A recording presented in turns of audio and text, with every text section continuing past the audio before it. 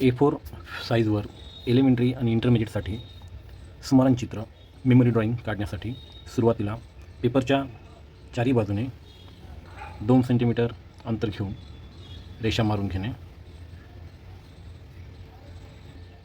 रेषा मारून घेतल्यानंतर आपल्याला जो दिलेला विषय आहे त्या विषयाची मांडणी यांचं रेखाटन करून घेण्यासाठी कच्चं रेखाटन करायचं आहे. मी ग्राम स्वच्छता करणारी मुले या विषयावर ड्रॉईंग करणार आहे. तर कमीत कमी 4, जास्तीत जास्तपेक्षा आपण किती मानवी आकार घेऊ शकतो, 3 किंवा 4 मानवी आकाराचे रेखाटन आपण या ठिकाणी करणार आहे. पेजला शोभेल अशा पद्धतीने आपल्याला या पेजवर रेखाटन करायचं आहे. सुरुवातीला आपल्याला मांडणी करून आखून घ्यायचं आहे की आता कच्चं रेखाटन करणार आहे मी हलक्या हाताने. पेन्सिल HB वापरायची आहे. HB पेन्सिल यूज करताना काळजी घ्यायची, आपण ज्यावेळेस रेखाटन करणार आहे ते रेखाटन जास्त ट्रेस देऊन पेन्सिलवर करायचं नाही, हलक्या हाताने रेखाटन करायचं. सुरुवातीला आता मी ते एक असं लंबगोल आकाराचा गोल घेणार आहे. मी सांगितल्याप्रमाणे चेहऱ्याच्या जरासं 2 पट तरी झाडाचा म्हणजे आपल्या शरीराचा भाग आला पाहिजे.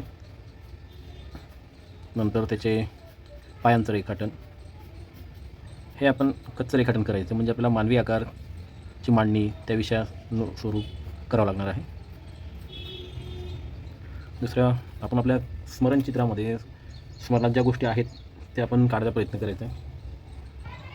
आपल्याला स्मरणात असणाऱ्या, आपल्या नेहमी दैनंदिन जीवनात असणाऱ्या गोष्टी आठवण करून स्मरणात घेऊन त्या गोष्टीचं रेखाटन करायचं असते. हे एक रेखाटन झाल्यानंतर दुसरा भाग कच्चं रेखाटन करून घेणार आहेत. मांडणी कशा प्रकारे करायची हे पाहून घेणार आपण. या ठिकाणी एक रेखाटन, नंतर या ठिकाणी रक्त रेखाटन, कचरा भरणारी मुले, स्वच्छता करणारी मुले, त्यानंतर रेखाटन स्मरणात ठेवून आपण हे चित्र काढणार आहोत. या ठिकाणी एक मी रेखाटन करणार आहे, लंबगोल आकाराचा चेहरा. पेजला शोभेल साजेल असं एवढ्या मोठ्या आकारामध्ये चित्र काढायचं आहे. सुरुवात करूयात आपण. कच्चं रेखाटन करायचं आहे. आपल्याला हवे तसं रेखाटन आपल्या स्मरणात आहे त्या गोष्टी आपण दाखवायच्यात. स्मरणचित्रामध्ये आपण पाहिलेले दृश्य, आपल्याला आठवलेल्या गोष्टी, या गोष्टीचं रेखाटन आपण करून घ्यायचं.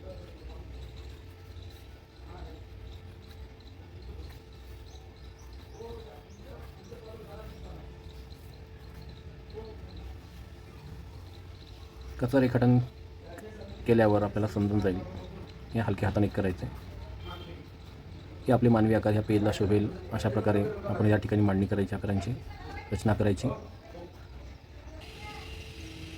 सुरुवातीला मानवी आकारांचे रेखाटन पूर्ण करून घ्यायचे आहेत.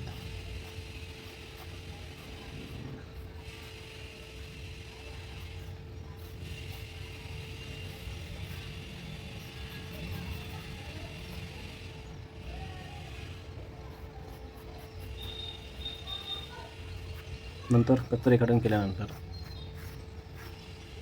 बॅकग्राऊंड, मागील भाग, गाव, ग्राम स्वच्छता म्हणजे आपलं गाव दाखवायचं आहे. स्वच्छता करणाऱ्या मुलांचे रेखाटन कच्च्या हाताने आपण करून घेतल्या, आपण मांडणी केली. नंतर पक्कं रेखाटन करायचं आपल्याला. आता आपण पक्कं रेखाटन करूयात. 4ही मानवी आकार या पेजला सजेल असे बसलेत. याच्या बॅकग्राऊंडला, बॅक साईडला मी आता घराची मांडणी करणार आहे. त्या अगोदर आपण जे रेखाटन केलेत त्यांना पूर्ण रूप देऊयात. चित्रामध्ये स्मरणचित्र काढताना आपण काही गोष्टी टाळाव्या लागतात. चित्रातील व्यक्तीचे नाक, डोळे, कपड्यावरील डिझाईन हे बारकावे टाळावे. रंग वापरताना केसांना काळा रंग देण्याऐवजी निळा, तांबडा रंगाचा छटा वापर करावा लागतो. चित्रातील व्यक्तीला लहान आकारात रेखाटण्याचे टाळावे. चेहऱ्यामधील नाक, डोळे यांचे बारकावे आता हे काढताना टाळावे, कारण की चित्र छोटे आहे. 2 तासामध्ये आपले चित्र पूर्ण रंगून झाले पाहिजे, या उद्देशाने चित्र आपण काढायचे. जर तुम्ही जास्त बारकावे दाखवले तर तुमच्या रेखाटनाला भरपूर वेळ लागतो आणि तो जो परीक्षेचा टाईम आहे तो लवकर संपतो आणि आपलं रंगकाम करताना वेळ फार कमी उरतो आणि मग आपण शेवटी रंगकाम करताना गडबड करून चित्र व्यवस्थित होणार नाही. त्यासाठी अगोदर कच्चं रेखाटन झाल्यानंतर या चित्राला व्यवस्थित रेखाटन, पक्कं रेखाटन करून घेत आहे आपण. बारकावे व्यवस्थित दाखवा.